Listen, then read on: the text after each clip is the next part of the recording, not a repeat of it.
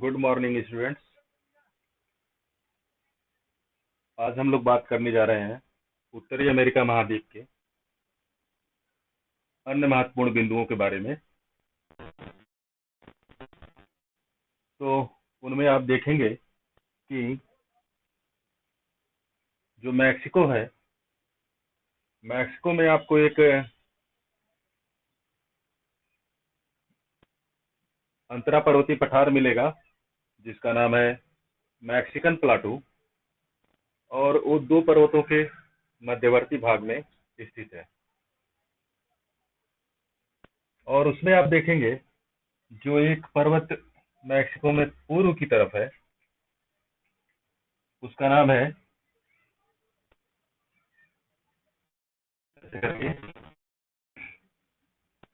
उसका नाम है Sierra Madre Oriental. Sierra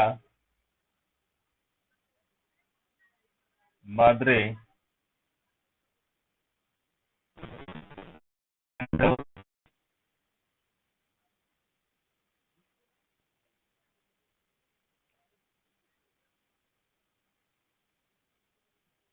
Sierra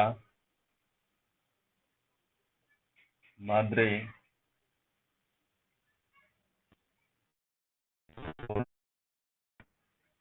एंटल। और दूसरा जो पर्वत है मैक्सिको के पश्चिमी भाग में, उसका नाम है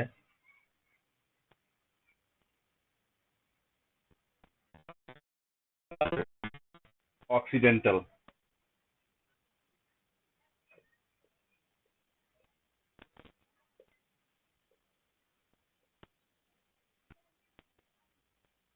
ऑक्सीडेंटल।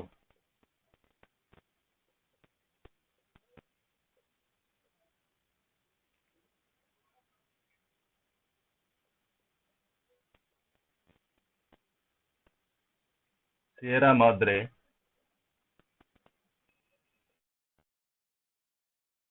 ऑक्सीडेंटल।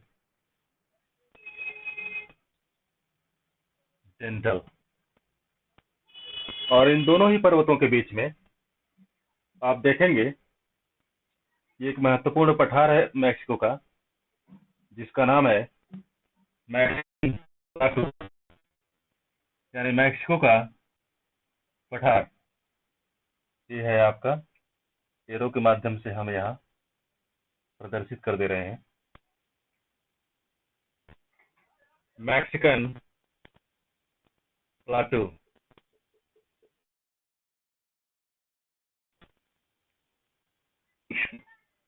सॉरी।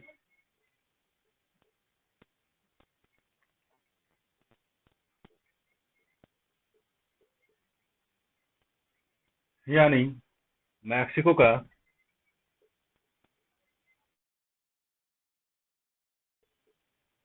मैक्सिको का पठार, यह एक अंतरा पर्वतीय पठार है। और अगर आप मैक्सिको के पश्चिमी भाग में देखेंगे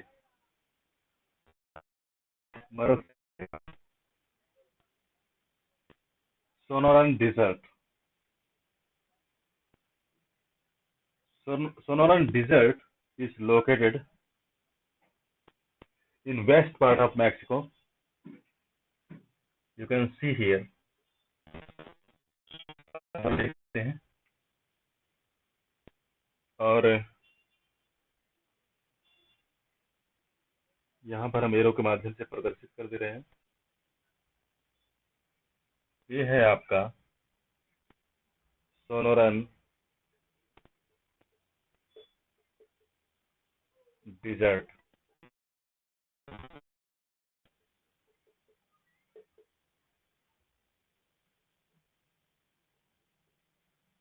सोनोरन मरुस्थल।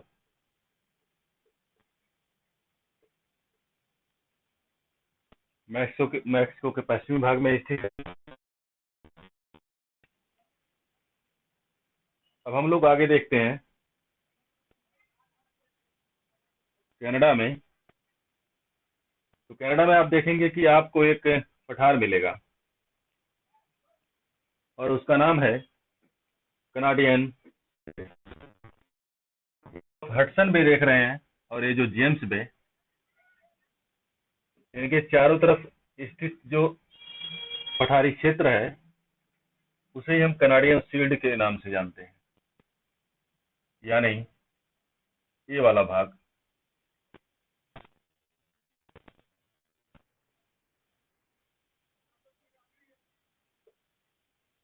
Canadian shield.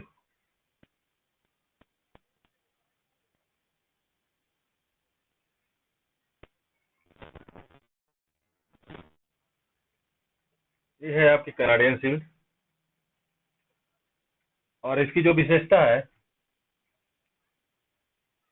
Actually Canadian shield is a plateau that is located between Rocky Mountain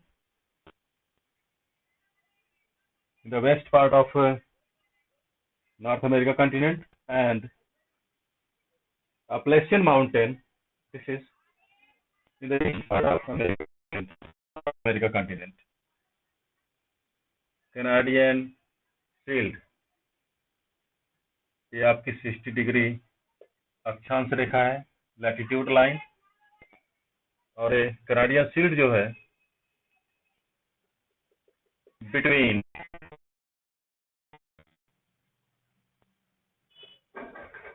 Rocky mountain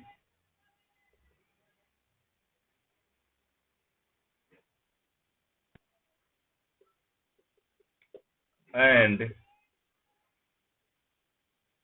Appalachian Mountain।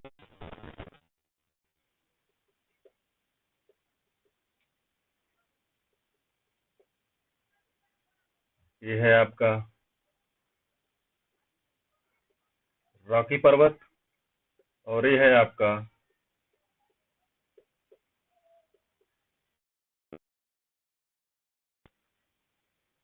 Appalachian पर्वत जो आप देख रहे हैं यहाँ पर। यह एक अवशिष्ट पर्वत है।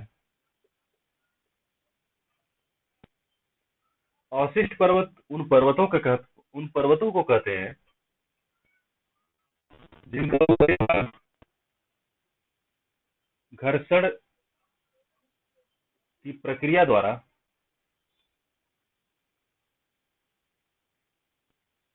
कट जाता है।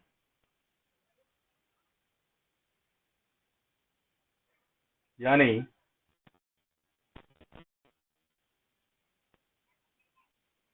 अब हम लोग देखते हैं एक और महत्वपूर्ण जो पठार है नॉर्थ अमेरिकन कॉन्टिनेंट में, वो है Columbia Plateau, British Columbia Plateau, Columbia Plateau oblique Columbia Snake Plateau, and that is in western part of North America continent।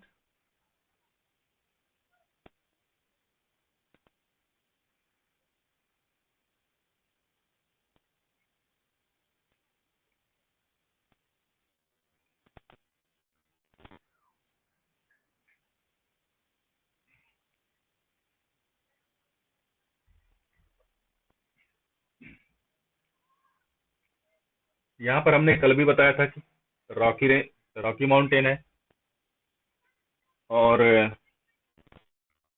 Test में आप देखेंगे तो आपको ये कैस्केड रेंज, ये वाले पार्ट, ये जो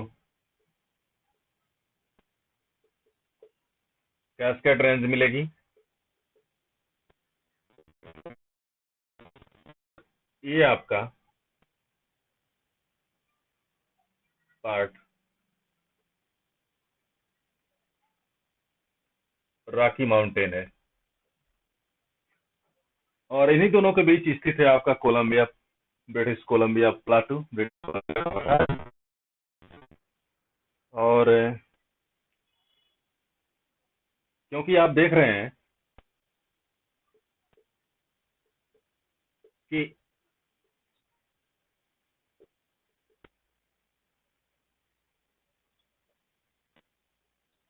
कोलंबिया का पठार दो पर्वतीय संरचनाओं के मध्य स्थित है। दैट्स वाई कोलंबिया पठार इंटर माउंटेन प्लाटू, यानी कोलंबिया का पठार भी एक अंतरा पर्वतीय पठार का उदाहरण है। और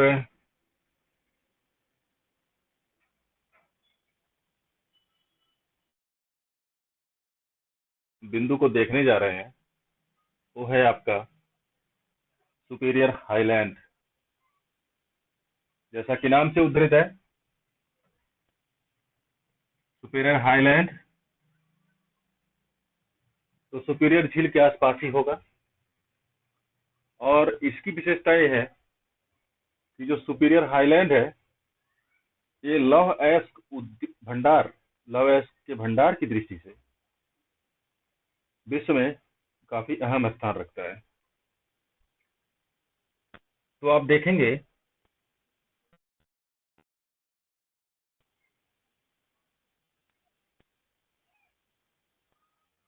कि जो आपकी ये सुपीरियर झील है, इसी के जो ये चारों तरफ का क्षेत्र है, ये वाला, इसी को ही हम नाम देते हैं सुपीरियर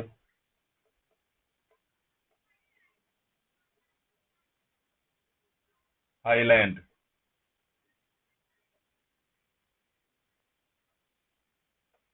सुपीरियर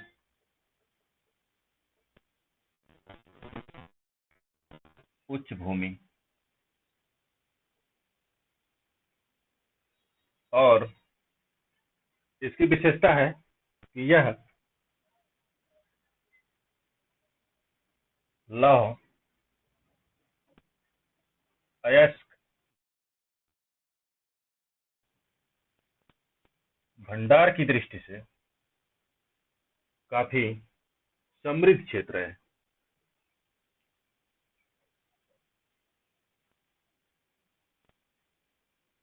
अब हम लोग देखते हैं उन महत्वपूर्ण स्थलों के बारे में जो कहीं ना कहीं नॉर्थ अमेरिका कॉन्टिनेंट में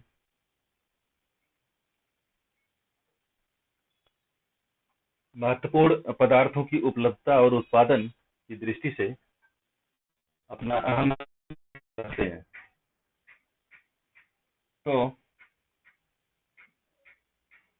आप देखेंगे कि सुपीरियर हाईलैंड चूंकि लौह अयस्क भंडार की दृष्टि से काफी महत्वपूर्ण है, तो ऐसे में यहाँ पर आपको एक प्लेस मिलेगा जिसका नाम है थंडर बे।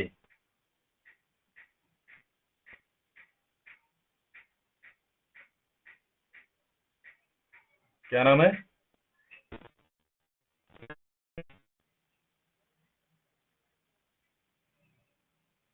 और वो आपको यहाँ पर मिलेगा सुपीरियर झील के कनाडा वाले भाग में, पश्चिमी क्षेत्र में। ये ये है थंडर बे।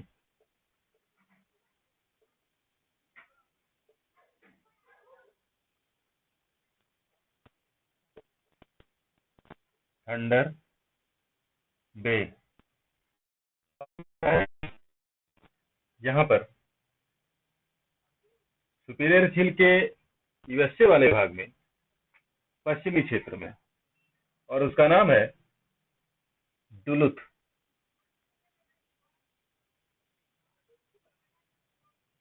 डुलुथ।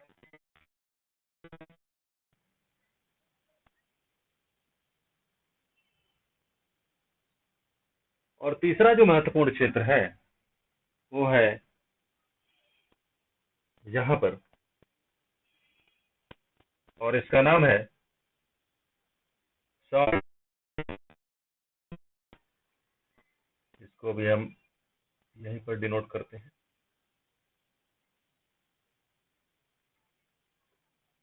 Salt Ste Mary.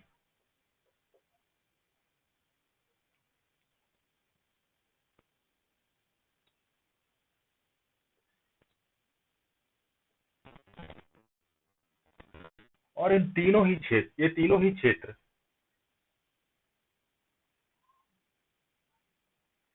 महत्वपूर्ण औद्योगिक नगर है, क्योंकि आप देख रहे हैं कि जो सुपीरियर झील के आसपास का जो क्षेत्र है उसे हम सुपीरियर हाईलैंड के नाम से जान रहे हैं, और वहां पर लौह अयस्क भंडार की दृष्टि से, क्योंकि वो क्षेत्र काफी समृद्ध है, ऐसे में स्वाभाविक सी बात है कि वहां पर जो स्थान है वो औद्योगिक नगर के तौर पर विकसित हो जाएंगे। और वही हम लोग यहाँ पर थंडर वे, डुलुथ और सॉल्ट मैरी देख सकते हैं। आगे हम लोग देखते हैं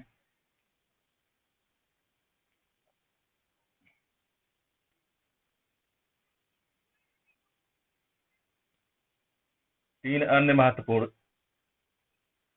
क्षेत्र प्लेस, और वो है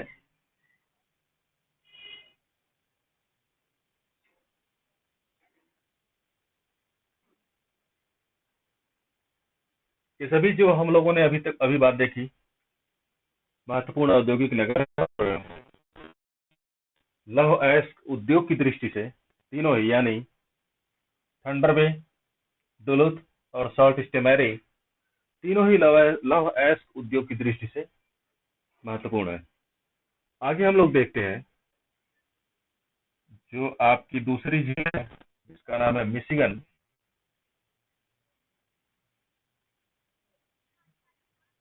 क्या नाम है?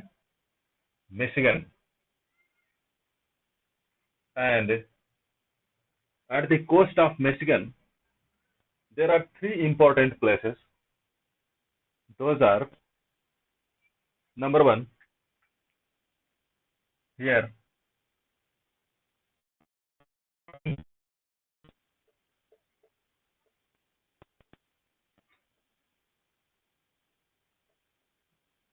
and second, that is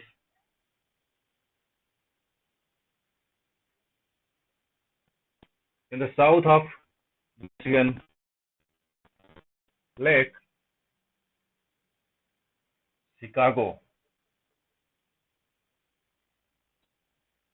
And third, in the southeast of Michigan Lake, that is Gary. And these are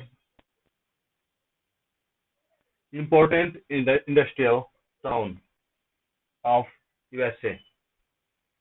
ये तीनों ही क्षेत्र यूएसए के, यानी यूनाइटेड स्टेट्स ऑफ अमेरिका के महत्वपूर्ण औद्योगिक नगर हैं। और दो तो आप देख रहे हैं clear,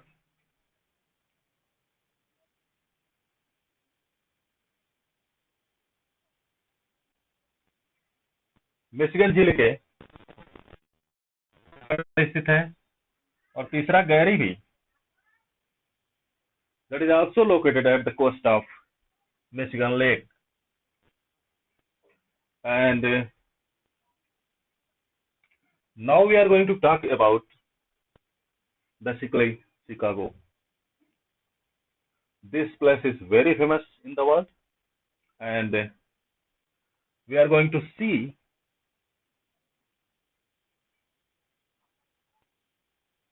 what are most important points regarding Chicago. Chicago से जुड़े हुए कौन से महत्वपूर्ण बिंदु हैं उस पर हम लोग बात करने जा रहे हैं। और जैसा कि हम जानते हैं कि शिकागो अपना महत्वपूर्ण स्थान रखता है पूरे विश्व में कई मामलों में, उसको हम लोग देखते हैं। इसको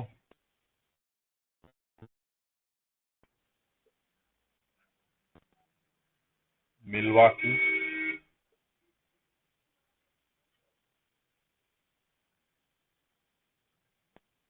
शिकागो गैरी सॉरी शिकागो को अगर आप देखेंगे तो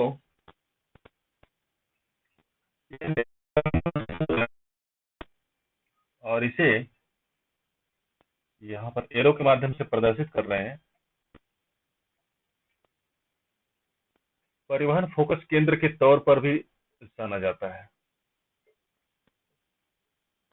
परिवहन फोकस केंद्र, क्योंकि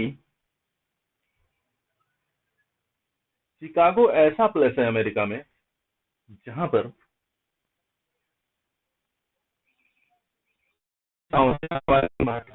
और रेल मार्ग है वो शिकागो में आकर मिलते हैं। यानी शिकागो दिशाओं से आने वाले सड़क और रेल मार्ग का महत्वपूर्ण मिलन बिंदु है। You can say that Chicago is a meeting point of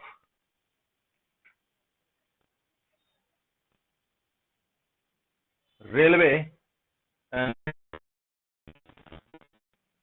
transport university.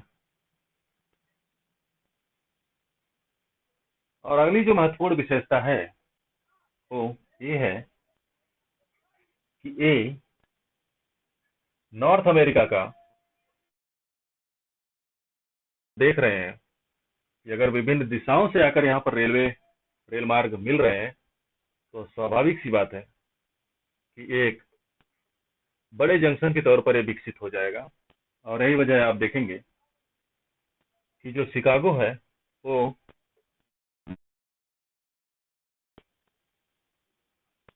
सबसे बड़ा जंक्शन है, सबसे बड़ा रेलवे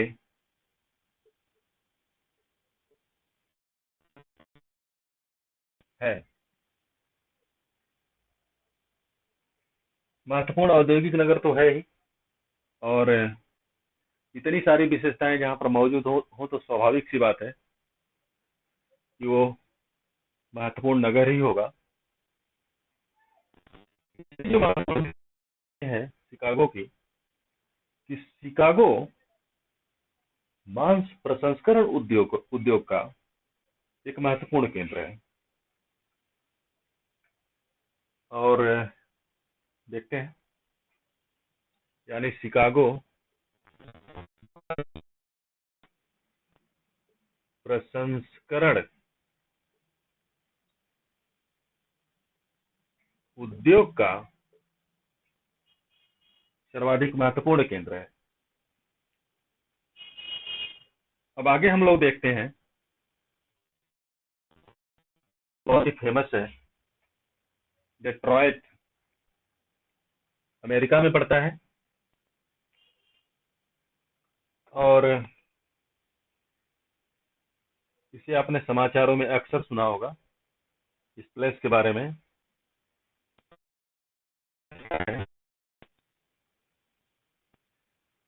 वो मोटर गाड़ी उद्योग के संदर्भ में है।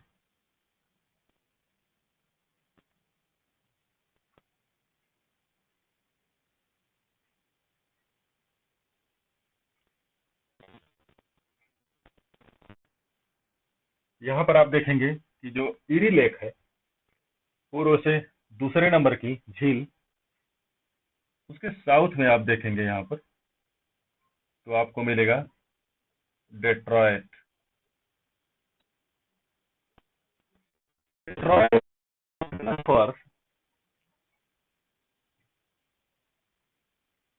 मोटर इंडस्ट्री यूनिवर्सिटी, मोटर गाड़ी उद्योग की दृष्टि से काफी प्रसिद्ध है। और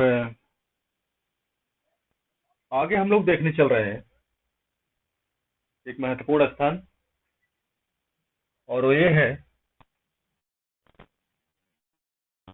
Sudbury.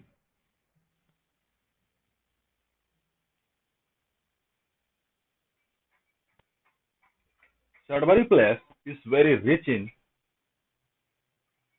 platinum, nickel, copper, lead,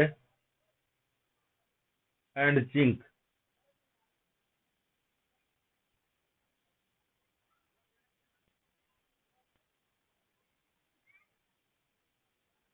यानी जो आप देख रहे हैं ये पूर्व से तीसरे नंबर की झील, जिसका नाम है ह्यूरॉन। और ह्यूरॉन में पड़ता है, ये प्लेस है, और उसका नाम है सडबरी।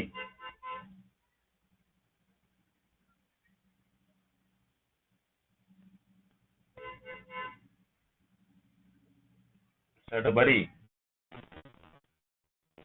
और इसकी विशेषता को यहाँ पर हम एरो के माध्यम से प्रदर्शित कर देते हैं। तो सडबरी को आप देखेंगे कि कॉपर यानी तांबा, यानी प्लैटिनम, जिसका संकेत आप देख सकते हैं संकेत के माध्यम से, और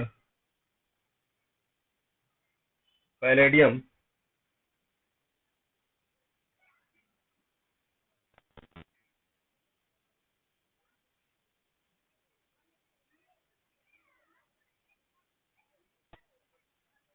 अगला पीबी यानी लेड यानी सीसा, और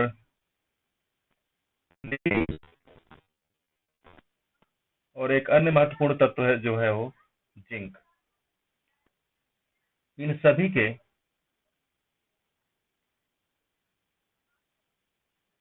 भंडार एवं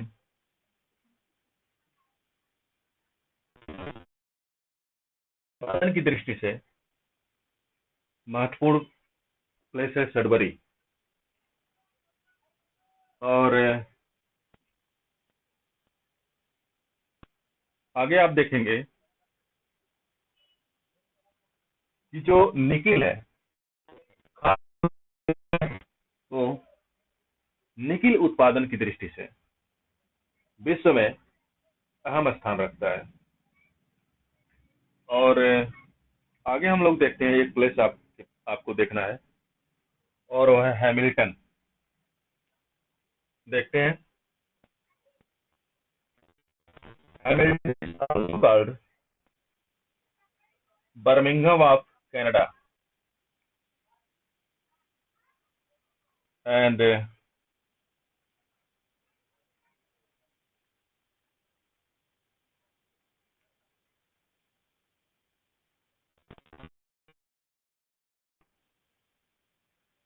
इन नॉर्थ ऑफ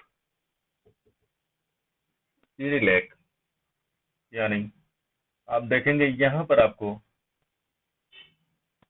हैमिल्टन प्लेस जो है दिखेगा मैप में।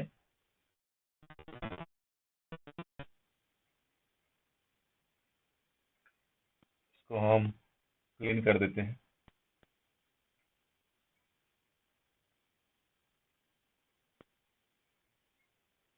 ये वाला प्लेस पार्ट आप देख रहे हैं, ये वाला प्लेस वो है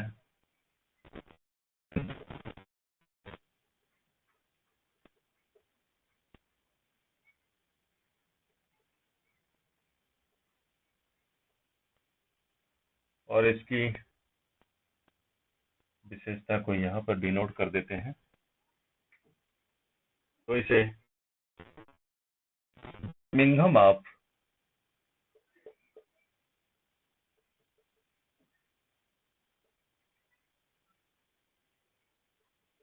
कनाडा के नाम से जाना जाता है।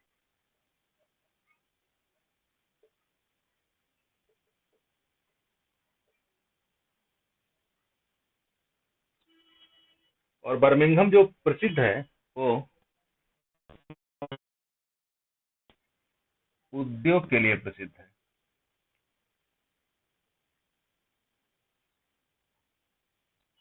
वास्तव में बर्मिंघम है कहाँ पर?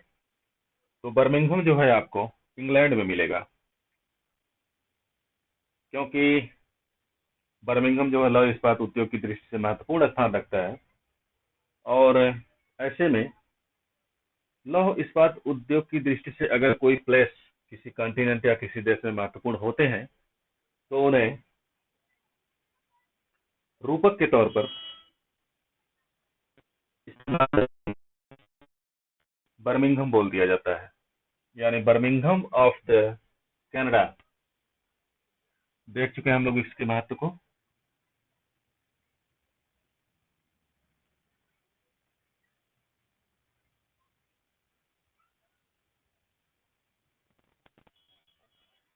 हम लोग जो दो अन्य महत्वपूर्ण प्लेस को देखने चल रहे हैं, उनका नाम है, एक का नाम है मॉन्ट्रियल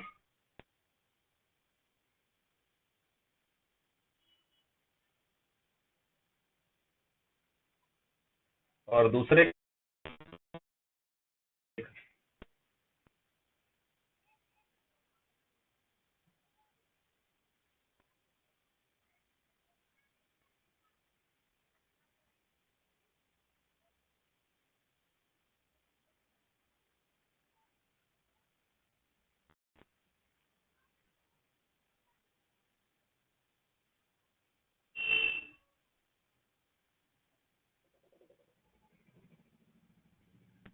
अब हम लोग आगे देखने से पहले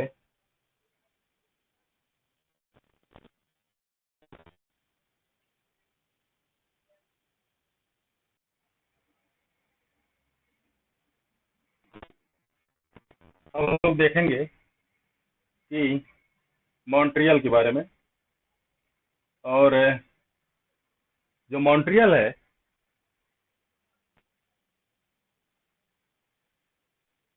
वो आप देखेंगे जो रिवर है उसके तट पर स्थित है।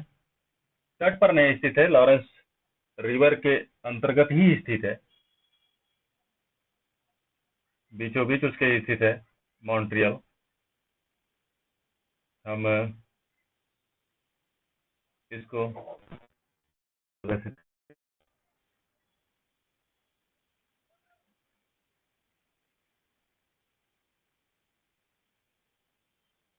ये है आपका मॉन्ट्रियल।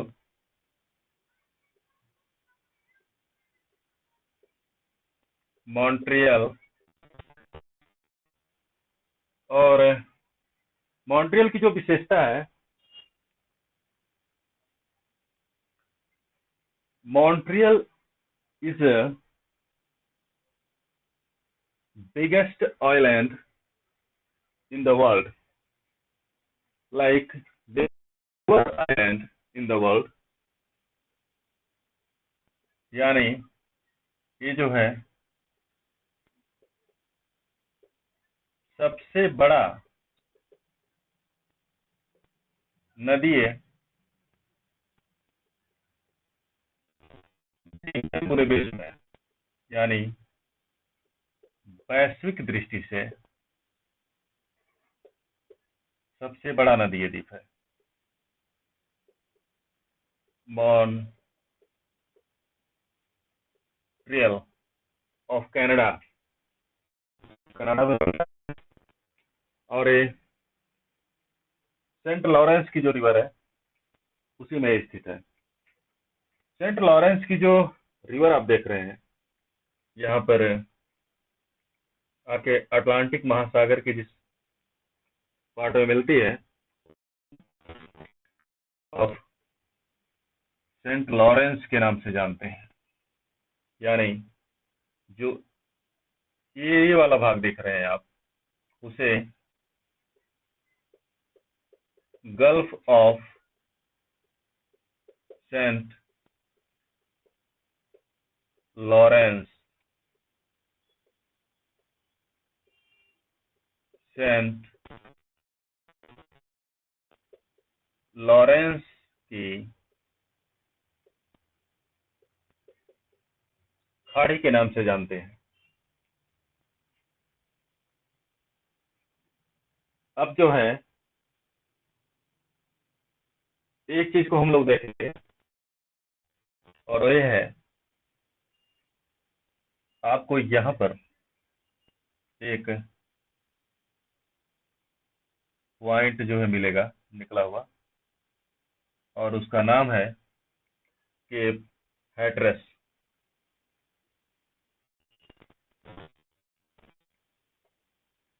केप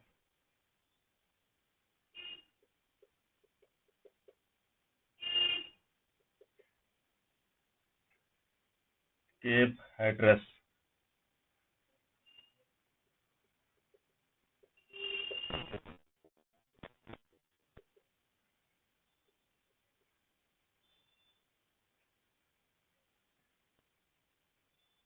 केप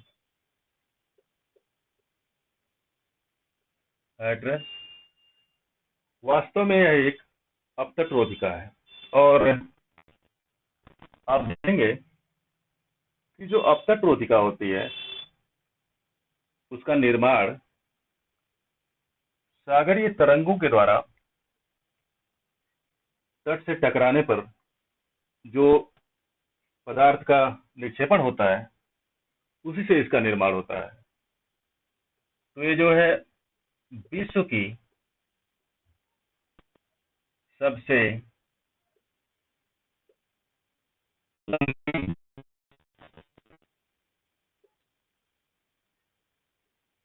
अपतट रोधिका है। विश्व की सबसे लंबी अपतट रोधिका है और अमेरिका के में अटलांटिक महासागर के तटीय क्षेत्र में स्थित है। आगे आप देखेंगे तो आर्कटिक ओशन में एक पॉइंट मिस हो रहा था, उसे हम लोग देख लेते हैं। That is queen Elizabeth island. और जो क्वीन एलिजाबेथ आइलैंड है वो आप देखेंगे विक्टोरिया आइलैंड के, ये विक्टोरिया आइलैंड जो कि तीसरे नंबर का आर्कटिक महासागर सबसे बड़ा द्वीप है, उसके उत्तर में ये वाला जो पार्ट आप देख रहे हैं इसे queen Elizabeth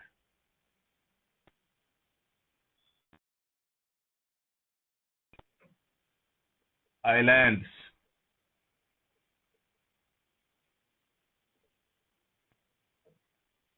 queen Elizabeth island रहता है और इसी पर उत्तरी चुंबकीय ध्रुव, उत्तरी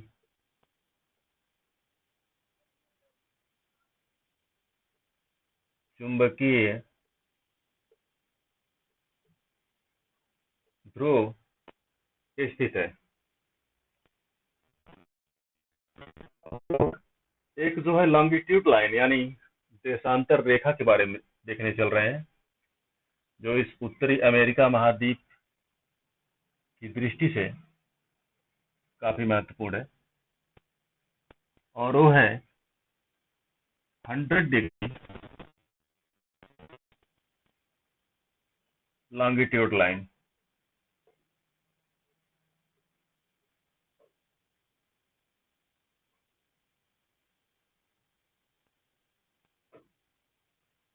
उसकी विशेषता यह है कि वो अमेरिका महाद्वीप को बीचों बीच से डिवाइड करने का कार्य करती है। वो ऐसे हैं।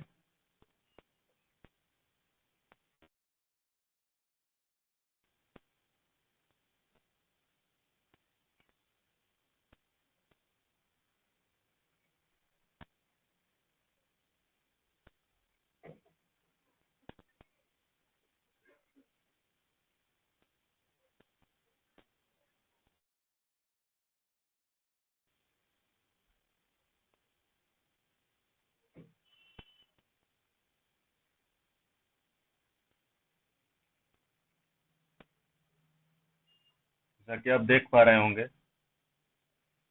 ये जो है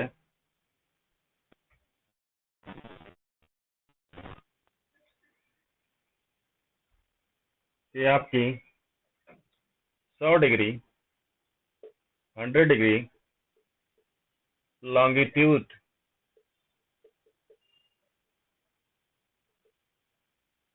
it means 100 degree line divides North America continent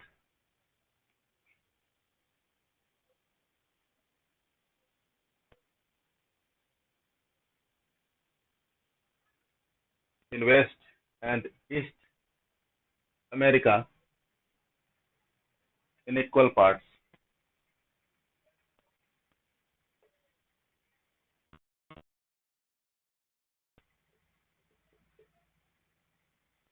देशांतर रेखा। अब आगे हम लोग देखते हैं कि एक जो क्यूबेक शहर है वो आपको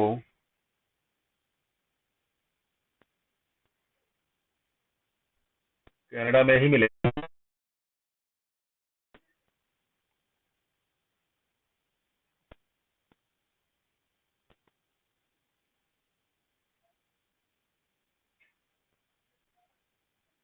और वो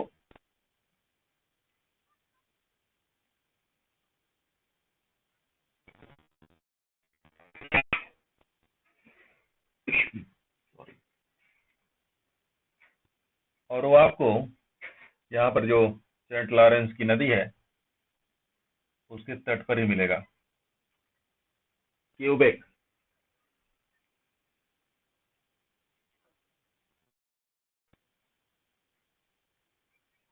और क्यूबेक को आप देखेंगे कि क्यूबेक को देश के अंदर देश की संज्ञा दी जाती है, यानी कंट्री इन कंट्री। और इसकी वजह यह है कि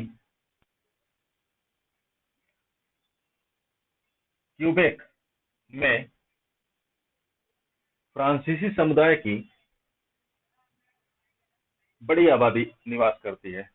और क्योंकि आप देख रहे हैं कि बड़ी आबादी समुदाय की निवास करती है, तो फ्रांसीसी समुदाय तो जो है आज अभी हाल फिलहाल में तो आया नहीं है, ये काफी पहले के समय से आया हुआ है, यानी अमेरिका की स्वतंत्रता से पूर्व की बात है। तो ऐसे में क्यूबेक को क्यूबेक उसे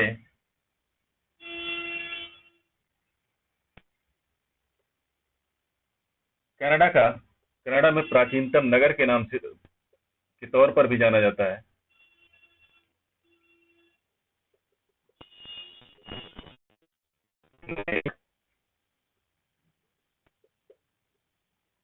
और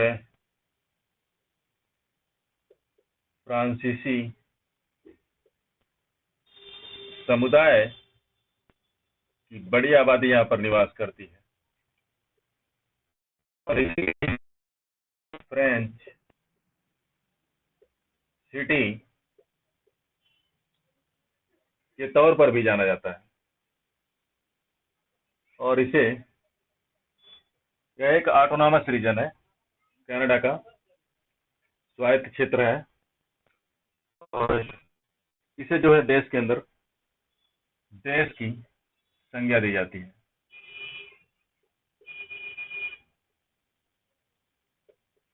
देश के अंदर देश ऑटोनॉमस रीजन है,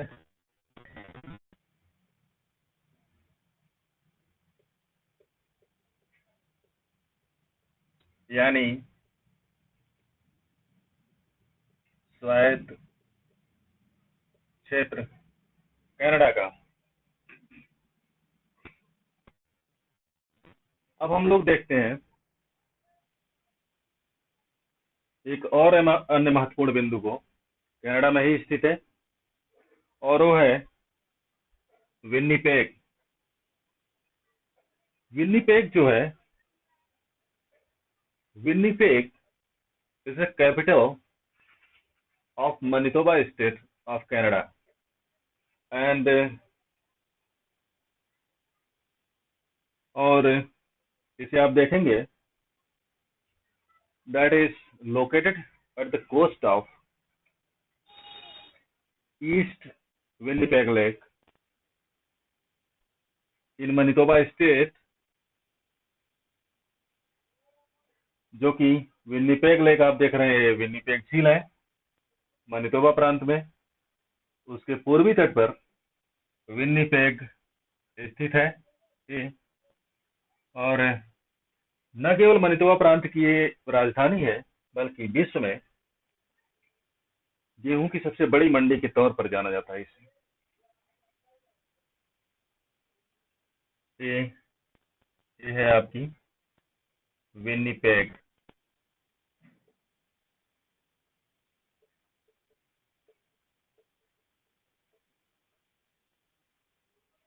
विन्नीपेग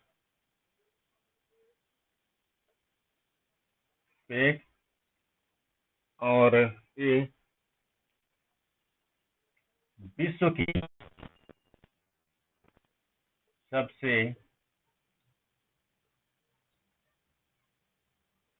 बड़ी गेहूं मंडी के तौर पर जाना जाता है विन्नीपेग को।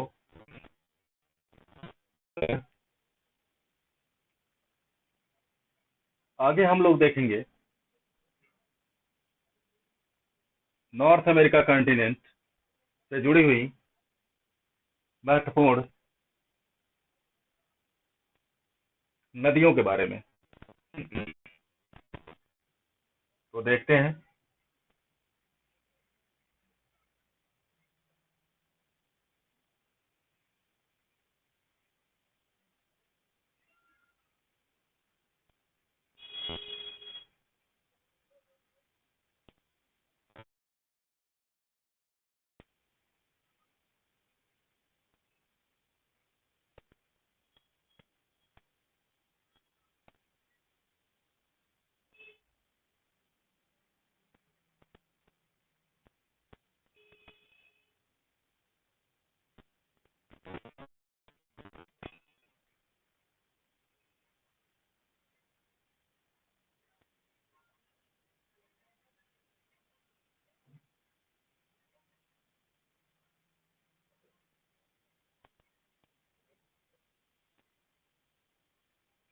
तो एक जो महत्वपूर्ण नदी है वो है यूकॉन रिवर।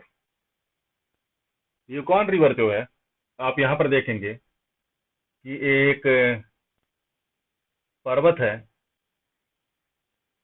और उसका नाम है मैकेंजी माउंटेन। इसका नाम है मैकेंजी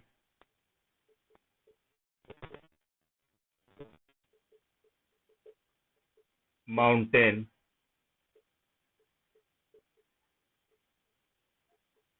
मैकेंजी पर्वत, और इसी पर्वत से यूकॉन रिवर निकल करके आप ये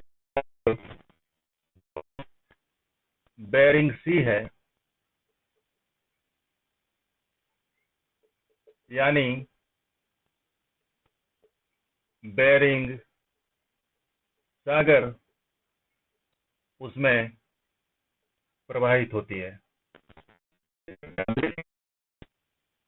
यहाँ पर आके मिल जाती है।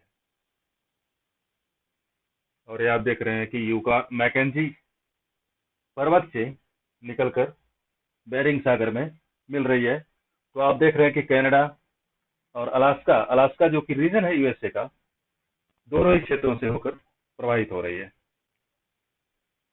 अगली जो महत्वपूर्ण नदी को हम लोग देखेंगे वो है मैकेंजी रिवर। और मैकेंजी रिवर जो देखेंगे आप, वो ये जो नॉर्थ वेस्ट टेरिटरी कनाडा का प्रांत है उसमें इससे निकल करके ऐसे आकर के ये नॉर्थ में मिल जाती है। और यहाँ पर आप देखेंगे कि बेफर्ट सी है।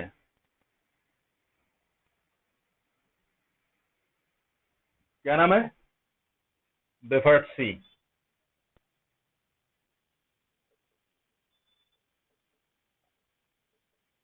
बेफर्ट सी।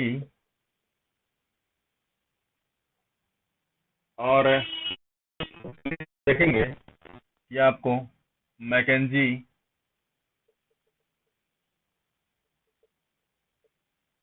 की खाड़ी, मैकेंजी बे मिलेगा। उसी में आकर के मैकेंजी रिवर मिलती है। ओशन के पार्ट है ये सब। बेफर्ट सागर।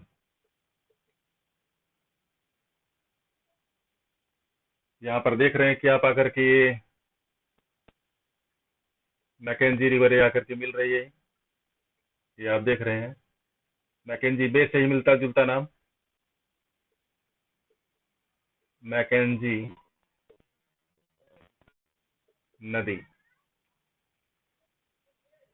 अगली जो महत्वपूर्ण नदी को हम लोग देखने चल रहे हैं वो है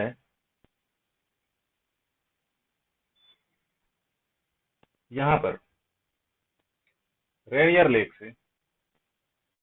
रेनियर लेक जो कि आप देख रहे हैं कि अल्बर्टा और सास्केचेवान स्टेट, यानी प्रमुख रूप से अल्बर्टा में, लेकिन सास्केचेवान की सीमा को स्पर्श करती है। वहां से एक नदी आप देखेंगे आपको मिलेगी।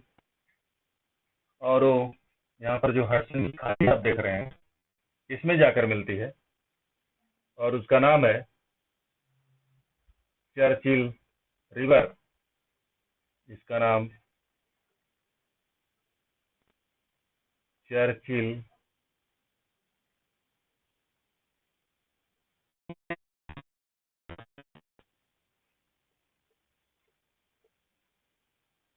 चर्चिल नदी नाम है इसका। That originates from Reindeer Lake but James Bay में जाकर जाती है।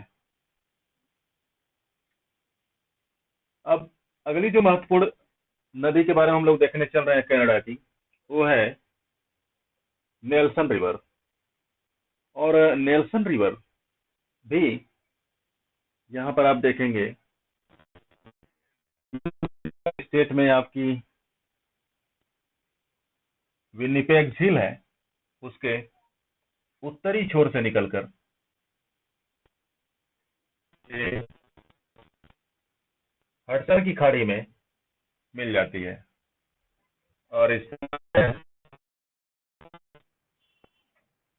इसका नाम है नेल्सन रिवर।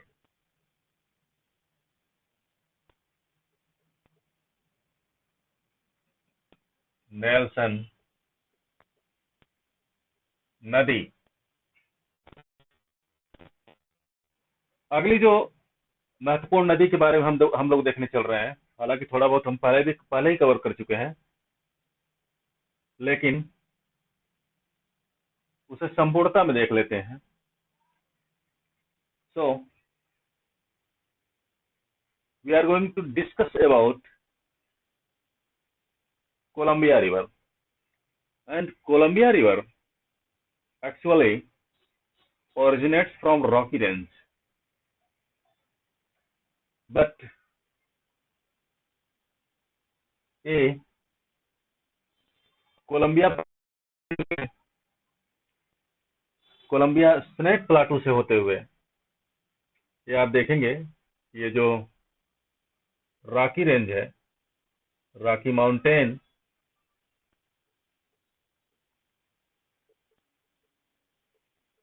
रॉकी माउंटेन यहीं से होकर के ऐसे कोलंबिया रिवर प्रवाहित होती है और ये फाइनली प्रशांत महासागर है, यहाँ पर आकर के ये मिल जाती है। ये है आपकी कोलंबिया नदी।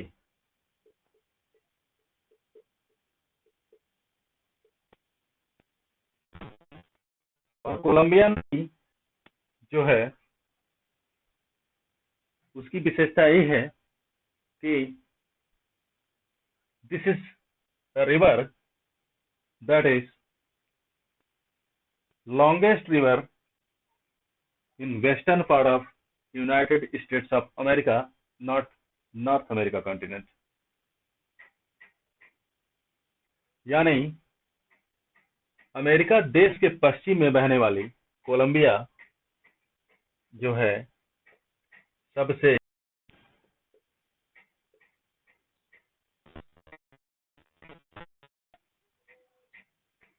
लंबी नदी है।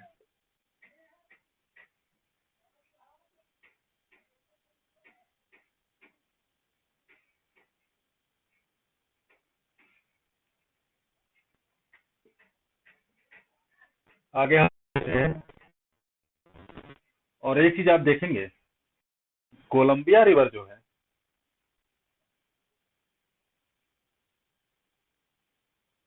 वो ओरेगन स्टेट और वाशिंगटन स्टेट दोनों के मध्य सीमा का भी निर्धारण करती है।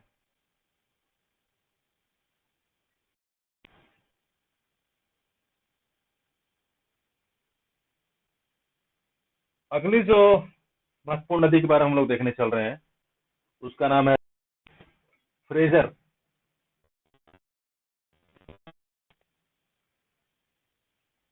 Fraser river. और फ्रेजर रिवर भी आप देखेंगे जो है ये कनाडा में रॉकी माउंटेन से निकल करके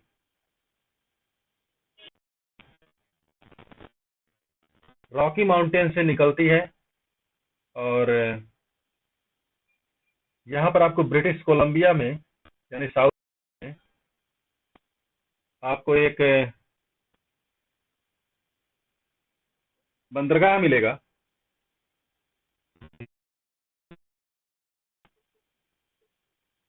वैंकूवर पोर्ट।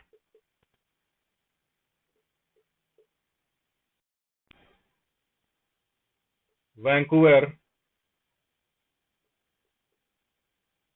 बंदरगाह।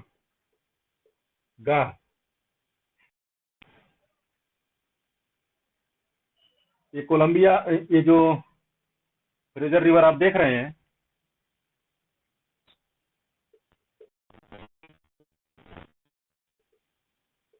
फ्रेजर नदी, ये कोलंबिया का जो पठार है वहां से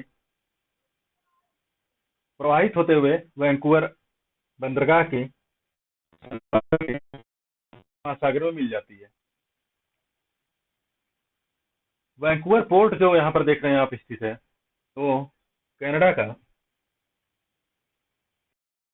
बड़ा पोर्ट है, सबसे बड़ा बंदरगाह है कनाडा का।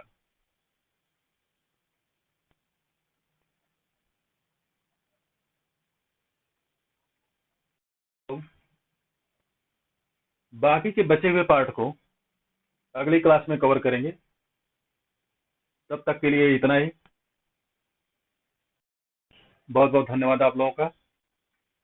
अगर आप लोगों को हमारी क्लास पसंद आ रही है तो आप लोग वीडियो को शेयर कीजिए, वीडियो को लाइक कीजिए और चैनल को सब्सक्राइब कीजिए, जिससे कि हमारा मोटिवेशन और बढ़ेगा और हम आने वाले समय में अन्य महत्वपूर्ण वीडियोज को प्रस्तुत कर पाएंगे। धन्यवाद आप लोगों का।